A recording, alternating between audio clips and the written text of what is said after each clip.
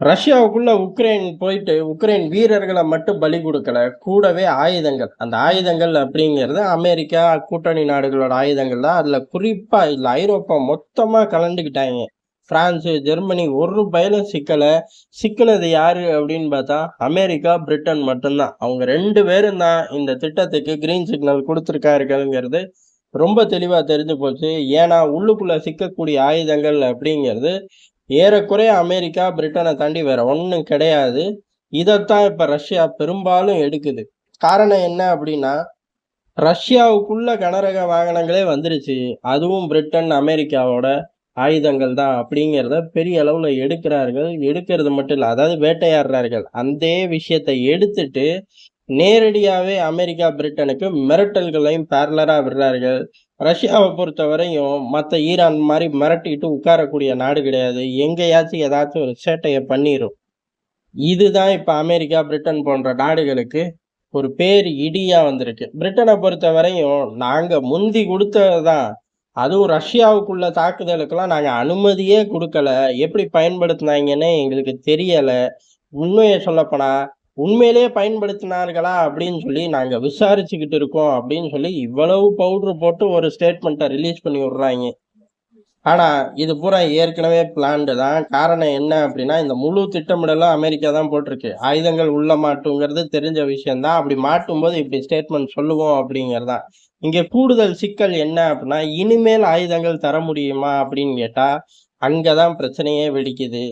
காரணம் supply chain துண்டிக்கப்பட்டிருக்கு. இப்ப இங்க வேட்டையாடக்கூடிய ஆயுதங்கள் பூரா கணக்கெடுக்கப்படுது. இதுக்கு நேரடியான ஒரு சேலஞ்ச ரஷ்யா இப்ப களத்துல வைக்குது. யார பார்த்து? அமெரிக்கா, பிரிட்டன பார்த்து. இதுலருந்து தப்பிக்க முடியுமா அப்படின்னு கேட்டா தப்பிச்சுருவாய்ங்க. ஆனா இந்த பதட்டத்தோட உக்ரைனுக்கு மேலும் சப்போர்ட் பண்ண முடியுமானா, அதுதான் முடியாது. இதுதான் தெளிவா லாக் ஆன ஒரு நிலைமை. எதிர்பாராத ஒரு இக்கட்டான சூழ்நிலைக்குள்ள அமெரிக்கா, பிரிட்டன் போய் நிக்குது. ஏற்கனவே 50% தான் இவர்களோட மொத்த கவனமும் இருக்கு. கடைசியா இறுதி எட்டையா கை கழுவி விடுற ஸ்டேஜ் தான். ஆனா பைடன பொறுத்தவரையும் அவரு பதவியில இருந்து இறங்க போறாரு. அது உறுதியாயி போச்சு.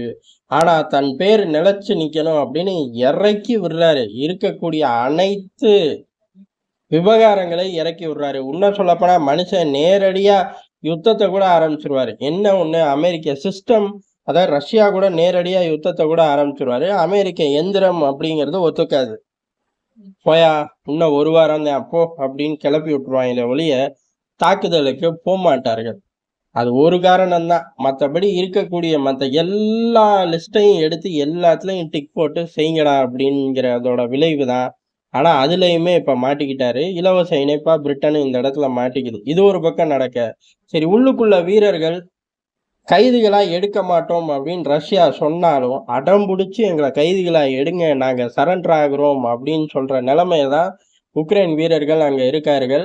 அதாவது தாக்குதல் நடத்தி முன்னேறுறதுலாம் கிடையாது.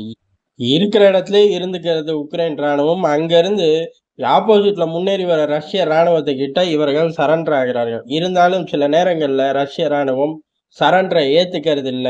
வான்வெளி தாக்குதல், ஆர்ட்டிலரி அப்படின்னு வெறி பிடிச்சு தாக்குறனால மாட்டிக்கிறார்கள். அத தவிர்க்கறக்கு பெரிய அளவுல அதாவது உக்ரைன் முதல் கட்டமா படம் ஓட்டும். எப்படி அப்படின்னா, ரஷ்ய வீரர்களுக்காக ரகசியமான தொலைபேசி எண், ரகசியமான சேனல்லாம் ஓப்பன் பண்ணியிருக்கோம். அது மூலியமா தொடர்பு கொண்டு சரண்டர் ஆயிக்கலாம். இந்த இடத்துல இருக்கோம், இவ்வளவு பேர் இருக்கோம், ஆயுதங்கள போட்டுட்டு நிக்கிறோம், வந்து சரண்டர் ஏத்துக்கங்க அப்படிங்கிற மாரி பெரிய படம் ஓட்டுச்சு. ஆனா இப்ப ரொம்ப சிம்பிளா உக்ரைன் வீரர்கள் ரஷ்யாவுக்குள்ள நின்னுகிட்டு டெலகிராம் சேனல்லயே போட்டு விட்டுர்றாங்க. இந்த இடத்துல இருக்கோம், இவ்வளவு பேர் இருக்கோம், சரண்டர் அப்படின்னு.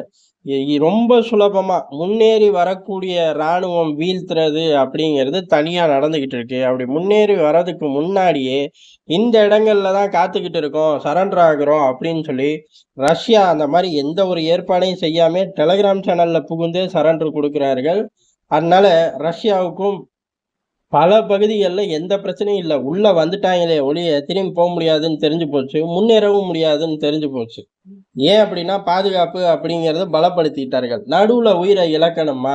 இவர்கள் அதாவது உக்ரைன் சொன்ன மாரி சப்ளை செயினும் வரப்போறது இல்ல. மேலும் வீரர்களும் உள்ளுக்குள்ள வரப்போறது இல்லை அப்படின்னு தெளிவா தெரிஞ்சு போச்சு. சரண்டர் குடுக்கிறார்கள். அதுவும் டெலகிராம் சேனல்லே போய் சரண்டர் ஆயிக்கிறார்கள். ரஷ்யா எந்த ஒரு இதுக்குன்னு தனி சேனல்களும் மெயின்டைன் பண்றதே கிடையாது.